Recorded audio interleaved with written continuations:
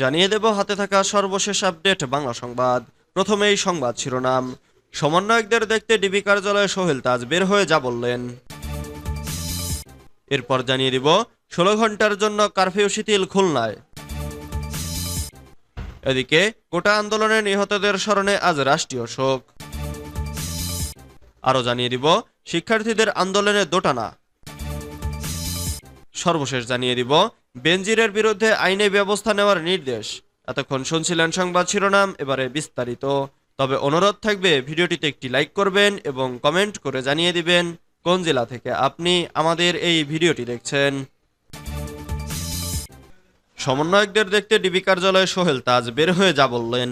গোয়েন্দা পুলিশের হেফাজতে থাকা কোটা সংস্কার আন্দোলনের 6 সমন্বয়ককে দেখতে গিয়েছিলেন বাংলাদেশের প্রথম প্রধানমন্ত্রী তাজউদ্দিন আহমেদের ছেলে ও সাবেক স্বরাষ্ট্র প্রতিমন্ত্রী তানজিম আহমেদ সোহেল তাজ। তবে তাদের সাথে তিনি দেখা করতে পারেননি। তিনি আইনশৃঙ্খলা রক্ষাকারী বাহিনীর উদ্দেশ্যে বলেন, আমাদের ছাত্রছাত্রী ভাই বোনের বুকে যাতে আর একটা গুলি না যায়, আপনারা বিরত থাকুন, এটা ঠিক নয়। সোমবার 29 জুলাই বিকেলে রাজধানীর মিন্টো রোডে ডিবি কার্যালয়ে প্রবেশ করেন তিনি। পরে সেখান থেকে বের হয়ে সন্ধ্যায় ডিবি কার্যালয়ের গেটের সামনে সাংবাদিকদের সাথে কথা বলেন। ডিবি প্রধানের কাছে 3টি প্রশ্ন নিয়ে এসেছিলেন জানিয়ে সোহেল তাজ বলেন, আমার প্রথম প্রশ্ন ছিল এই সমন্বয়কারীদের গ্রেফতার করা হয়েছে নাকি নিরাপদ হেফাজতে নেওয়া হয়েছে। দ্বিতীয় প্রশ্ন, যদি গ্রেফতার হয়ে থাকে তাহলে আমার কোনো দাবি নেই, কিন্তু যদি নিরাপদ হেফাজতে নেওয়া হয়ে থাকে তাহলে আমি তাদের সাথে দেখা করতে চাই। ডিবি প্রধান আমাকে পরবর্তী সময়ে ঊর্ধ্বতন কর্মকর্তাদের সাথে কথা বলে জানিয়েছেন, এই 6 সমন্বয়কারী যেহেতু তাদের নিরাপত্তা নিয়ে উদ্বিগ্ন ছিলেন, সেই কারণে তাদের নিরাপদ হেফাজতে নেওয়া হয়েছে। 16 ঘন্টার জন্য কারফিউ শিথিল খুলনায়। খুলনায় জারি করা কারফিউ সকাল 6টা থেকে রাত 10টা পর্যন্ত শিথিল করা হয়েছে।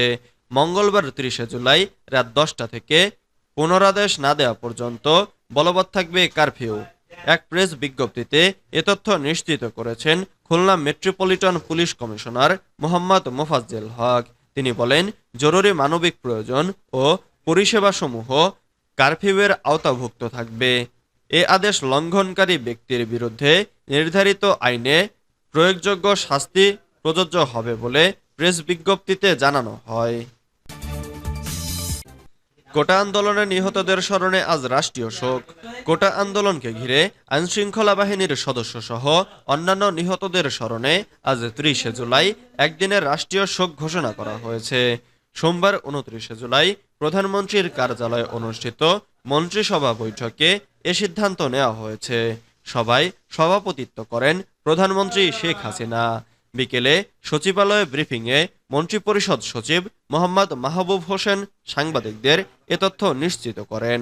তিনি বলেন, কোটা বিরোধী আন্দোলন নিয়ে যে পরিস্থিতির সৃষ্টি হয়েছিল সেখানে স্বরাষ্ট্রমন্ত্রীর তরফ থেকে একটি প্রতিবেদন উপস্থাপন করা হয়েছিল। অন্যান্য মন্ত্রীরাও তাদের তরফ থেকে বিস্তারিত তথ্য উপস্থাপন করেছেন। সেখানে সেসব তথ্য পর্যালোচনা করে মন্ত্রিসভা 2টি সিদ্ধান্ত গ্রহণ করেছে। একটি হলো এই আন্দোলনের ঘটনায় যারা নিহত হয়েছেন তাদের জন্য একটি শোক প্রস্তাব গ্রহণ। সেই প্রস্তাবটি আনুষ্ঠানিকভাবে নেওয়া হয়েছে। আর দ্বিতীয় যেটি করা হয়েছে সেটি আগামীকাল দেশব্যাপী শোক পালন করা হবে। তিনি আরো বলেন, শোক পালনের অংশ হিসেবে কালো ব্যাজ ধারণ করা হবে, মসজিদে দোয়া, মন্দির, গির্জা, প্যাগোডায় প্রার্থনা করা হবে। এদিকে কোটা আন্দোলন ঘিরে সংঘাত ও সহিংসতায় 147 জন নিহত হয়েছেন বলে নিশ্চিত করেছেন স্বরাষ্ট্রমন্ত্রী আসাদুজ্জামান খান। রোববার 28 জুলাই সচিবালয়ে নিজ দপ্তরে সাংবাদিকদের ব্রিফিংকালে তিনি এমন তথ্য দিয়েছেন। কোটা সংস্কারের দাবিতে শিক্ষার্থীদের লাগাতার আন্দোলন শুরু হয় 1 জুলাই।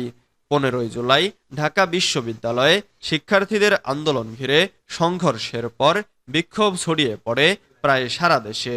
এর পরদিন থেকে এই আন্দোলনকে কেন্দ্র করে ঢাকা সহ দেশের বিভিন্ন জায়গায় হামলা, সংঘর্ষ, সহিংসতা, ভাঙচুর, অগ্নিসংযোগ ও হতাহতের ঘটনা ঘটে। এরপর থেকে গণমাধ্যমে হতাহতের সংখ্যা প্রকাশ করলেও সরকারের তরফ থেকে এই প্রথম মৃতের সংখ্যা জানানো হলো। অবশ্য বিভিন্ন গণমাধ্যমের খবরে বলা হয়েছে এখন পর্যন্ত 2 শতাধিক মানুষ মারা গেছেন। শিক্ষার্থীদের আন্দোলনে দোটানা। সরকারি চাকরিতে কোটা সংস্কারের দাবি পূরণ না হওয়ার পর আন্দোলন নিয়ে দোটানায় পড়েছেন শিক্ষার্থীরা।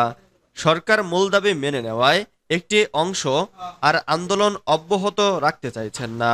তবে পরিবর্তিত প্রেক্ষাপটে নতুন দাবি নিয়ে কর্মসূচি চালিয়ে যেতে চাইছেন অন্যরা। ইতোমধ্যে আন্দোলন থেকে সরে যাওয়ার ঘোষণা দিয়েছেন কয়েকটি বিশ্ববিদ্যালয়ের শিক্ষার্থীরা।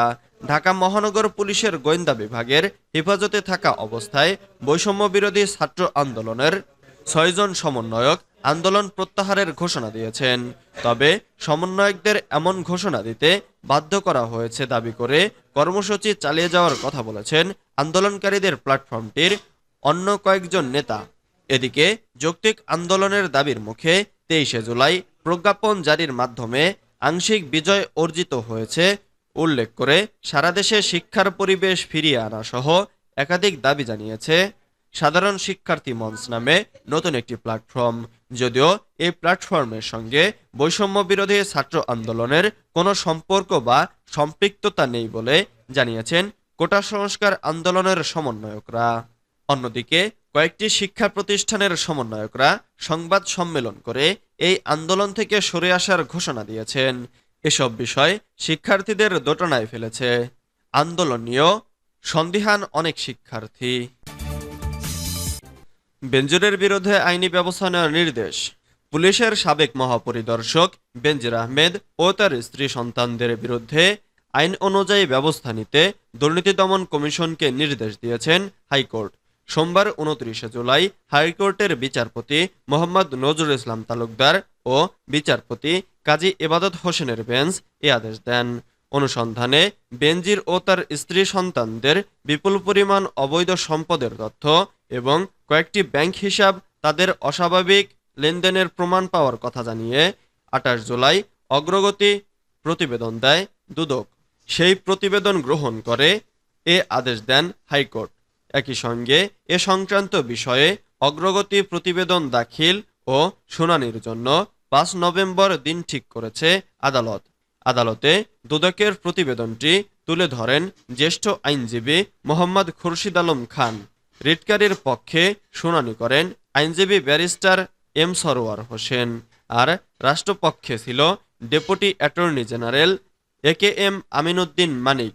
বেনজির আহমেদের পক্ষে কোনো আইনজীবী ছিলেন না।